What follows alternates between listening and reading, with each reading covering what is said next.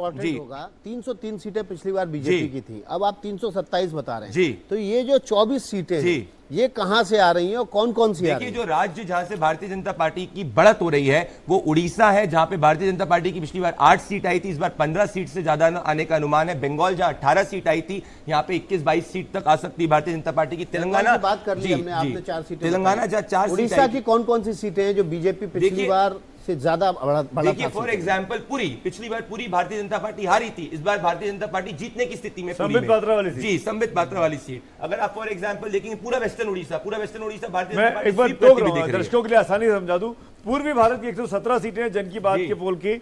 BJP को 66 सीटें आ रही हैं, कांग्रेस को 3 सीटें आ रही हैं, बीजेपी प्लस माइनस 5 भी हो सकता है, आईएनसी प्लस माइनस 1 भी हो सकता है। ये बिहार, झारखंड, ओडिशा, पश्चिम बंगाल की कुल 117 सीटों का निचोड़ ये है कि बीजेपी इसमें 66 सीटें जीत रही है। प्रदीप, तो इसमें अगर आप देखेंगे कि उड़ीसा और पश्चिम बंगाल के अंदर और झारखंड के अंदर, झारखंड में मार्जिनल इंक्रीज है, पर उड़ीसा और पश्चिम बंगाल के अंदर पिछली बार से भारतीय जनता पार्टी की ज्यादा सीट आ रही है। 4 सीट मिनिमम पश्चिम बंगाल में और कम से कम 7 से 8 सीट का गेन उड़ीसा के अंदर हो रहा है। तो जो 15 सीट का गेन आ रहा है वो इन राज्यों से आ रहा है, और इन राज्यों के अंदर उड़ीसा में बीजेपी फर्स्ट पार्टी बनेगी। पिछली बार 8 सीट आई थी जी, बिहार के अंदर पिछली बार 17 थी, इस बार 15 minimum seat Bharatiya Janata party की आ सकती है। और बड़ी बात यह है कि बिहार के अंदर प्रधानमंत्री नरेंद्र मोदी के नाम पे एंटी इनकम्बेंसी नहीं देखने को मिली है, तो जो थोड़ा बहुत नुकसान हो सकता है वो जेडीयू की तरफ में हो सकता है, पर बीजेपी की तरफ से नहीं हो सकता है। BJP continues to be strong, तो इसी कारण जो है बीजेपी आज 320 प्लस जाते हुए दिख रही है। हमारे एग्जिट पोल के हिसाब से अगर हम लोग ओवरऑल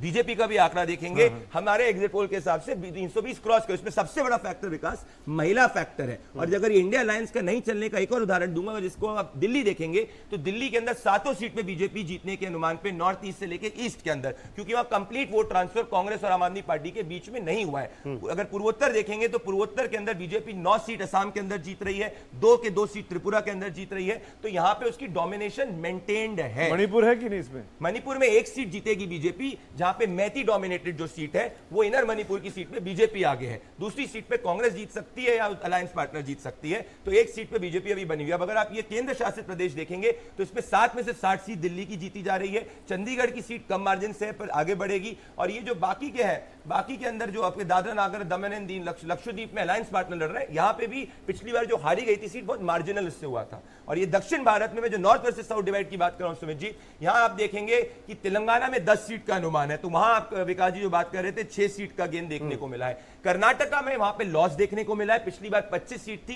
कर्नाटका में 19 से 20 सीट आ सकती है। यह एक स्टेट है जहां कांग्रेस पार्टी राइज कर सकती है। आंध्र प्रदेश में पिछली बार 0 सीट थी, इस बार आंध्र प्रदेश में 2 से 3 सीट आ सकती है, उसके कारण अलायंस पार्टनर रिस्पॉन्सिबल है। तमिलनाडु में खाता खुल सकता है, जो 2 सीटों की मैंने आपको बात करी, और केरला में 0 से 1 सीट आ सकती है, उससे ज्यादा आने का अनुमान नहीं है। तो ओवरऑल अगर आप देखेंगे आंध्र प्रदेश, कर्नाटका और तेलंगाना, ये 3 राज्य हैं जहां पे बीजेपी की सीट कांग्रेस से ज्यादा आ रही है। केरल में आपने 1 सीट का अनुमान बताया, तो क्या ये वही सीटें राजीव? देखिए, त्रिवेंद्रम या त्रिशूर में से कोई एक सीट आएगी, दोनों टॉसअप सीट्स हैं। तो इन बाकी के अलावा कांग्रेस की डोमिनेशन केरला के अंदर मेंटेन्ड है। आपने दिल्ली की बात की थी, दिल्ली की उत्तर भारत की सीटें आ गई। देखिए बीजेपी 88 सीटों पर जीतती नजर आ रही है और आईएनसी यानी कि कांग्रेस 10 सीटों पर ही जीत पा रही है। इसमें जम्मू कश्मीर, हिमाचल, हरियाणा, पंजाब, उत्तराखंड, उत्तर प्रदेश है। हम दिल्ली, इसमें दिल्ली इंक्लूड नहीं किया गया है।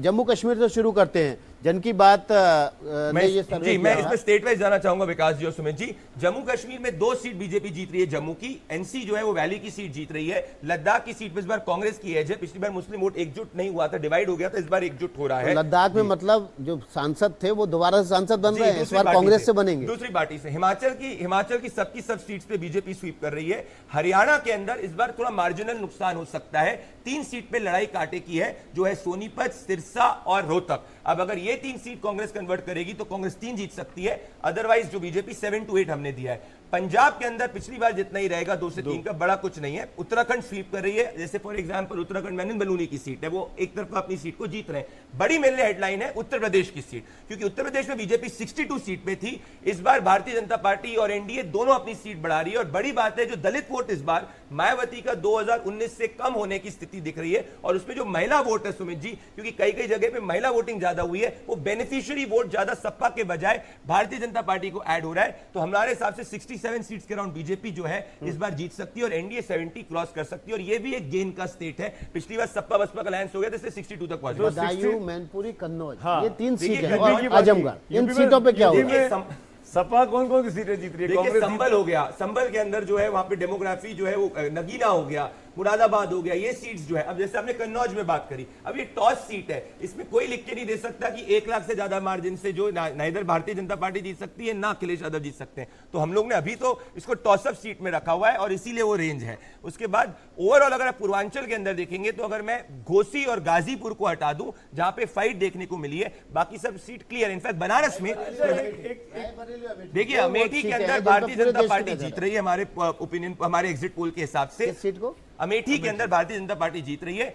रायबरेली के अंदर हम लोग थोड़ा एज कांग्रेस पार्टी को दे रहे हैं हमारे एग्जिट पोल के हिसाब से। मुझे एक बात बताइए प्रदीप जी, जहां बीजेपी जीत रही है तो आप कह रहे हैं शोर शोर जीत रही है, और जहां लेफ्ट जीत मतलब अपोजिशन जीत रहा होता है तो आप कहते हैं कि चीज सीट फंसी हुई है। यही पूरे तो अगर वो जीतेंगे तो 2000-5000 से नहीं जीतेंगे। देखिए लोकसभा के अंदर 50,000 की जीत भी कम जीत होती है मेरे हिसाब से, क्योंकि 50,000 मींस 25,000 वोट को शिफ्ट। मैं बताऊं क्यों बोल रहा हूं, क्योंकि बीजेपी बेस वोट ऐड कर रही है। जो ऑपोजिशन जीत रहा है वो सिर्फ अपने कैंडिडेट के दम पे जीत रहा है, barring apart state like Kerala, जहां पे मान लीजिए जो पूरी की पूरी यूडीएफ आती है उसका बेस वोट है, तो वहां मैं कह रहा हूं एक तरफा जीत रही है। मैंने वहां पे नहीं बोला कि एक जीत सकती है। वहीं उत्तर प्रदेश में बीजेपी बेस वोट 50% पे एनडीए, तो वहां अगर ऑपोजिशन को स्नैच करना है तो उसको पूरा अपने लोकल फैक्टर्स के ऊपर पुल करना पड़ेगा या कास्ट के ऊपर पुल करना होगा।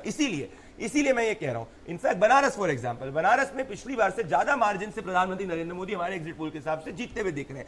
तो मैं ये कह रहा हूं कि बीजेपी का मैं एक डेटा पॉइंट दूंगा, 7 करोड़ 80 लाख वोट था 2009 में, वो बढ़ के हुआ 2014 के अंदर 15 करोड़, फिर बढ़ के हुआ 2009 जी सॉरी कहाँ की बात कर रहे हैं? ओवरऑल 7 करोड़ 80 लाख वोट था 2009 में, बढ़ के हुआ 15 करोड़ 2014 में, बढ़ के हुआ 22 करोड़ 2019 में, और इस बार हमारा अनुमान है बढ़ के 24-25 करोड़ हो सकते हैं। और बीजेपी का जो वोट शेयर 31 से 37% तक हुआ था, हमारे हिसाब से 40% क्रॉस कर रहा है। ये जो आपकी बात में इंडिया ब्लॉक की 141 से 161 सीटें, इसमें कांग्रेस कहां है? कांग्रेस इसमें हमारे हिसाब से मिड 50s के अंदर रहने वाली है। अच्छा, कांग्रेस 60 का आंकड़ा क्रॉस करने मुश्किल है। हो सकता है पिछली बार से 3-4 सीट ऊपर हो जाए, 1-2 नीचे हो जाए। इसमें कांग्रेस का मैं बताऊंगा क्यों। 50% सीट्स कांग्रेस पार्टी ने पिछली बार केरला और पंजाब से जीती थी। इस बार पंजाब में पिछली बार 8 सीट कांग्रेस पार्टी जीती थी, इस बार 8 से कम सीट जीती, क्योंकि वहां आम आदमी पार्टी उसके वोट के अंदर डेंट करती है। मतलब आप ये कह रहे हैं कि विपक्ष के नेता का जो पद है वो भी इस बार कांग्रेस के लिए दूर की कौड़ी साबित होगा? हो सकता है अच्छा, 60 सीट का आंकड़ा क्रॉस करना बहुत मुश्किल है। करेगी भी तो 60 और 62 तक करेगी, तो मैं कांग्रेस को मिड 50s में लेते हुए चल रहा हूं। पिछली बार भी राजस्थान की हाँ, बात, मध्य प्रदेश छत्तीसगढ़ की बात, यहां हम लोग स्वीप देख रहे हैं। छिंदवाड़ा, मुरैना, ग्वालियर और राजगढ़, ये 4 सीटों पे क्या हो रहा है? ये सब क्लियर है। इनफैक्ट छिंदवाड़ा भी जो है वो टॉसअप सीट है, तभी बस वो एक सीट है जिसको हम कांग्रेस को अगर जीत सकती तो जीत सकती है। उसके अलावा हम लोग कोई सीट कांग्रेस को जीतते हुए नहीं दिख रहे हैं। अच्छा, इंदौर में क्या नोटा की धमक सुनाई दी आपको? क्योंकि देखिए वहाँ इतनी पर तो मार्जिन, एक कहा गया था मैं खुद कि इंदौर नोटा से वोट आता हो। हूं, ये भी खुद इंदौर से आते हैं, और आप मध्य प्रदेश के तो आप ये जानते हैं कि इंदौर में मार्जिन इतनी है कि वहां बीजेपी के सिंबल में कांग्रेस के कैंडिडेट को बहुत अच्छा होना पड़ेगा, या नेशनल अगर माहौल बीजेपी के खिलाफ होगा तभी इंदौर की सीट बीजेपी हार सकती है। इनफैक्ट 90s के दशक से वो सीट आप मैं नोटा की बात कर रहा हूँ। नोटा वोट कितना गिरा होगा? कुछ आपके एग्जिट पोल में 1% से लेस।